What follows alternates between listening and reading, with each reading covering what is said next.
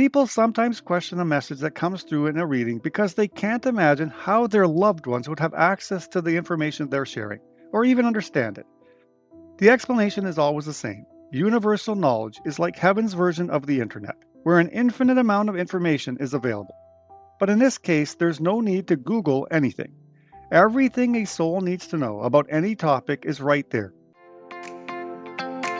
Welcome to Philosopher Insights, the podcast that delivers wisdom in minutes a day that you can put into practice daily and strive to master over a lifetime. The podcast committed to sharing ideas that encourage you to bridge the gap between who you are today and the person you aspire to be in the future. Hi, my name is Herb Lamba, and welcome to my podcast where I will share practical insights from the world's best authors. Knowledge isn't power, applied knowledge is. The quest to become the best version of you starts right now. Hi, and welcome to Philosopher Insights. My name is Herb Lamba. Today, we're taking a look at Don't Wait Till You're Dead, Spirit's Advice from the Afterlife. The author of this book is Matt Fraser. It's published in 2024. I wanted to share a number of my favorite insights, starting with the meaning of life, packing your gifts, guardian angels versus spirit guides, universal knowledge bank, your authentic self in heaven, death without fear, everyone has a soul family in heaven, reuniting with pets, and finish it off with the life review. So let's start with the introduction. Quote, if you met a time traveler from the not-so-distant future who proved without a shadow of a doubt that he could help you predict the stock market or give you the winning lottery numbers, would you pay attention to what he had to tell you? I'll bet you would shut off your phone and give him your undivided attention. Well, I'm not that guy, and I can't help you win the lottery or grow your portfolio, at least not directly. But as a medium, I'm able to reach across the veil between heaven and earth and learn from those who have made the transition to the afterlife and are in a position to look back upon their lives with perfect clarity. I don't want to give away the whole book, but suffice it to say that when you die, you'll be surrounded by your guides, angels, and loved ones in heaven. Together, you'll revisit your life in detail. You'll see all the wonderful moments, the people you loved, and the milestones you achieved. You'll also review the mistakes you made, the people you hurt, and the opportunities lost. I don't want you to wait until you die to have this aha moment. If you read this book from cover to cover and do the exercises in order to truly absorb what spirits want you to know, you'll have the tools and understanding you need to live your very best life on earth and die without regrets. You don't have to wrap your head around all of this at once. All I ask is that you open up your mind and your heart and take this journey with me. End quote. So I'm back with another intriguing read from the amazing Matt Fraser. I couldn't wait to dive into his latest book right after finishing We Never Die, which I reviewed in episode 159 of the podcast. The moment this new book dropped, I snatched it up, devoured it, and now I'm excited to share some of the gems I found inside. Now I know not everyone listening might be a believer in the afterlife, but as Matt always says, it's good to keep an open mind. And judging by the buzz around episode 159, it's clear that many of you are curious about what he has to say. In this book, Matt takes us on a journey through the mysteries of life after death, sharing insights from his countless conversations with spirits. He covers everything from what happens when we cross over to the love and connections we maintain beyond this life. Plus, he talks about those guardian angels watching over us. Yes, even our furry friends who've passed on. So whether you're a skeptic or a believer, there is something in here for everyone. Let's explore this fascinating world together, beginning with the first insight. Insight number 1. What is the meaning of life? Quote, when people ask that question, what they're really asking is, what is the meaning of my life? And why am I here? At some point, everyone wonders what their purpose is on earth. It can't just be to go through the mundane day-to-day chores and responsibilities that we all endure, like working 9 to 5, cooking meals, doing dishes, and paying bills. There must be more meaning and significance to our lives than that, right? Rest assured, your life has meaning, and I have good news. You don't have to find it alone. You're not the only one concerned about why you are here. Before you are born into the physical world, you have a team in heaven assigned to help you discover and achieve your true purpose, realize your potential, and even change the world in your own small or large way. End quote. Now, the coolest thing about this team is that they're not focused on their own agendas or personal success. They've already made their mark during their time on Earth, and now their sole mission is to help you unlock and embrace your unique gifts and talents. How awesome is that? Let me tell you about a recent chat I had with my sister Binu. Yes, that's the same Binu who has her own podcast called High Vibes. Check it out wherever you listen to podcasts. You know the one who decided to launch her podcast right after I did just to steal my thunder. Classic sibling move, right? Anyways, she's really into the spiritual stuff, and during one of her conversations with a medium, the lady was absolutely floored by the number of people on Binu's spiritual team. Apparently, they're all working overtime to help her fulfill her purpose. I mean, who knew my sister had such a bustling spiritual entourage? I can just picture them all in a heavenly conference room, strategizing on how to get her to deliver her life's mission. It kind of makes me wonder how many people are on my team, and more importantly, how many people may be on your team. Insight number 2, packing your gifts. Quote, when your soul gets ready to start its life journey, it works with its divine team to take an inventory of what to bring, which includes personality traits and special gifts. Of course, you'll learn a lot of things throughout your life, but your innate talents and abilities, those things that make you uniquely you, are a God given part of you. We don't have total control of the life we're born into, but every one of us can use our gifts to leave the world a better place. Before you're born, you gather with your team of spirit guides, angels, and family members in heaven. Your team shows you the people you'll be spending your time with on earth and reveals the divine roadmap that only souls in heaven have access to, a map that charts the entire course of your life. End quote. Now, to say this stuff gives me chills is an understatement. And let's not forget how Matt gets this information. It's not just a hunch or something he read in a fortune cookie. It's the consistent messages he receives from the souls he connects with. They're the ones filling him in on how everything works once we pass on. It's like he's got a direct line to the afterlife's customer service. Hello. Yes, I'd like to know how the whole dying thing works, please. Each of us is born with unique gifts, those special talents that come to us naturally and effortlessly, often better than most people. You know that thing you can do with ease while others struggle. That's your superpower. This really emphasizes the importance of not just recognizing your gifts, but also embracing and using them while you're here on Earth. After all, why not make the most of your talents and shine bright? Insight number 3, guardian angels versus spirit guide. Quote, guardian angels are like having loving, empathetic relatives who know you better than you know yourself and can see your whole life perspective. They want only what's best for you and will wrap you in their protective wings when things get tough.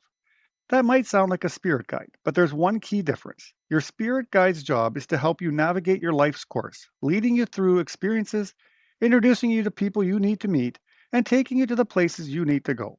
They are not overly concerned with your feelings or emotions. That's where angels come in. End quote. All right, let's talk about your personal celestial cheerleaders, your guardian angels. Matt's got some great insights on how to tap into their messages. Here's the deal. These divine beings are ready to help you 24/7, but you've got to listen. Now, don't get it twisted. Your guardian angels aren't puppeteers. Think of them as spiritual life coaches who respect your free will. They can't swoop in and fix everything, but they're always dropping hints and sending you cosmic messages. Now, here's a mind blowing fact. One of their unique jobs is to be your cosmic historian, recording every decision and life event. Why?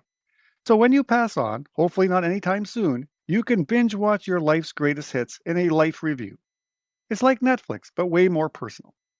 So the next time you feel a nudge to take a different route or chat with a stranger, pay attention. It might just be your guardian angel trying to guide you. Insight number 4, Universal Knowledge Bank. Quote, people sometimes question a message that comes through in a reading because they can't imagine how their loved ones would have access to the information they're sharing, or even understand it.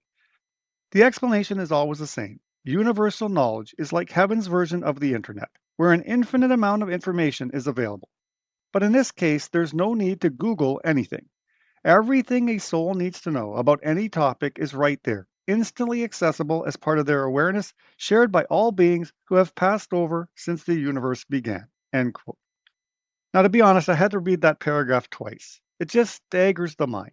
In a world obsessed with AI and ChatGPT, the concept of a universal knowledge bank really puts that to shame. We often navigate life feeling fearful and hesitant to learn from our mistakes. But here's the magic. Everything you experience is uploaded and accessible to all souls in heaven. So guess what? You're definitely not alone in learning from your blunders. By learning from our mistakes on earth, we contribute to the collective wisdom and growth of all souls. Our hard-earned lessons become valuable teachings for others. Insight number 5, your authentic self in heaven. Quote, chances are, if you look back on your life, you can pick out a time when you looked and behaved the most like your authentic self. It's probably the way those people who loved you and really get you would describe you. Every one of us has roles that we have to play in life. But no matter how we dress for work, for sports, or to fit in with our friends and social group, within us is always our essence, which is reflected in our style, behavior, and all the intangible things that make each one of us unique. The same way that in today's world, we put a lot of thought and effort into choosing our profile photo for social media, in heaven, we present ourselves in the image that represents our best, most authentic version of ourselves. End quote. Think about it. We all have that sweet spot in our lives when we felt most like ourselves. Maybe it was in college with that carefree attitude, or doing a summer job where you discovered your passion for helping others. That's the version your true friends would recognize and say, that's so you. Life is like a never ending costume party, right? We're always switching outfits: a power suit for work, a team jersey for game night, or a trendy outfit for a night out. But beneath all those costumes lies your essence, like a personal theme song playing softly in the background. Now, here's the wild part. In heaven, we get to choose our own profile picture. But it's not just a flat image, it's a vibrant 3D representation of our most authentic selves. Imagine distilling all your best qualities into one perfect version. That's your heavenly avatar. Insight number 6: death without fear. Quote, what I've learned from souls on the other side is that even though a person might be afraid at the thought of dying, at the end they enter a dreamlike state.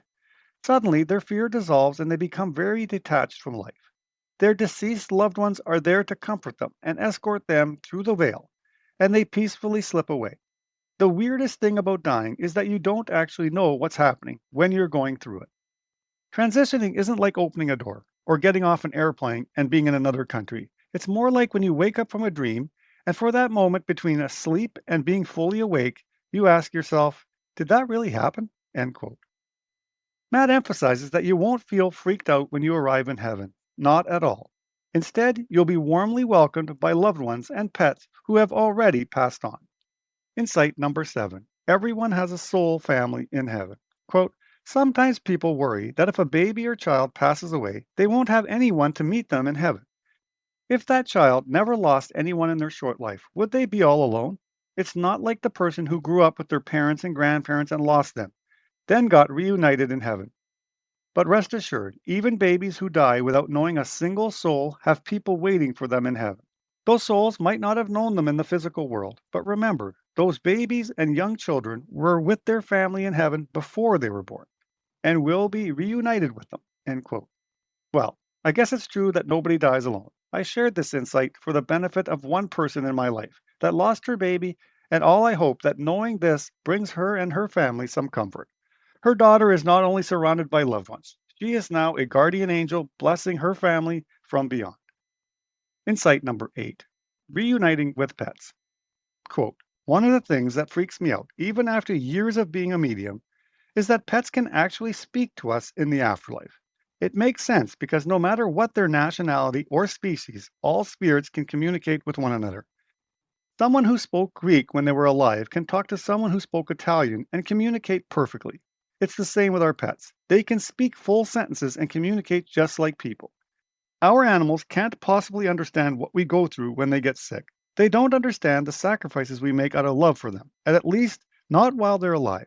But after they die, they tap into the universal knowledge bank and get the whole story. End quote. Can we just take a moment to appreciate how astonishing this is? While alive, your pets may not grasp the complexities of vet bills, the stress of choosing the right food, or why you insist on those embarrassing sweaters. They live in the moment, loving us unconditionally but not fully comprehending the depth of our care. However, once they cross over, it's like they get a software update. Suddenly, they have access to this vast universal knowledge base we spoke of earlier. They can take a look back and understand every late night worry, every sacrifice, every tear shed over their illness. They finally get why you were so upset when they ate your favorite shoes or why you celebrated their smallest achievements. It's a beautiful thought, isn't it, that someday we might have a heart to heart conversation with our beloved pets, where they can express their gratitude and we can explain all those weird human things we did. Insight number 9: life review. Quote, you might imagine yourself during your life review. sitting in a conference room with one of those big speakerphones in the middle of a table and a PowerPoint displayed on the screen. If you spent any time in a corporate job, I get why that image would come to mind, but it's not like that. Instead, visualize yourself putting on virtual reality glasses and walking through the moments of your life as if it were the ultimate spiritual video game, where you can see what happens and what might have been. However, unlike with a video game, you won't be able to change things as you go. Those events are in the past, and there's no going back. Every life review is different, but there are some common themes that come up again and again. As you review these, open your mind and ask yourself, what insights could I pick up today, while you're still alive, to help you live your very best life on earth? Remember, you don't have to wait till you're dead to clearly see and understand the good things in life, the things you did that hurt other people and yourself, the people you let down, the people you helped, the lessons you learned, the lies you told yourself, the opportunities you missed, how fear held you back, and the people you should have forgiven. Now, you know that feeling when you're trying to take a selfie with a dirty phone camera. Everyone's all smudged and blurry, and you're like, is that really what I look like? Well, it's not you, it's the stuff on your lens distorting the view. Life's kind of like that too. We've all got these mental filters gunking up our view: fear, pain, trauma, you name it. It's like trying to see the world through a pair of sunglasses covered in peanut butter. Now, here's what is really cool. When you kick the bucket, poof, those filters vanish faster than free samples at Costco. Suddenly, you'll see everything crystal clear. Plot twist: you don't have to wait until you're pushing up daisies to get that 20/20 vision of your life. That is what Matt tries so hard to advise us all in this book. That brings us to the conclusion of yet another insightful book from medium Matt Fraser, who brings us perspectives from the afterlife. Thank you for listening today, and remember, stay curious and keep embracing the wonders of knowledge. Talk to you soon. You've been listening to Philosopher Insights with your host, Herb Lambert.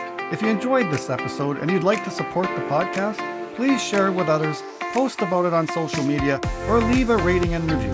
Thanks again, and I'll see you next time.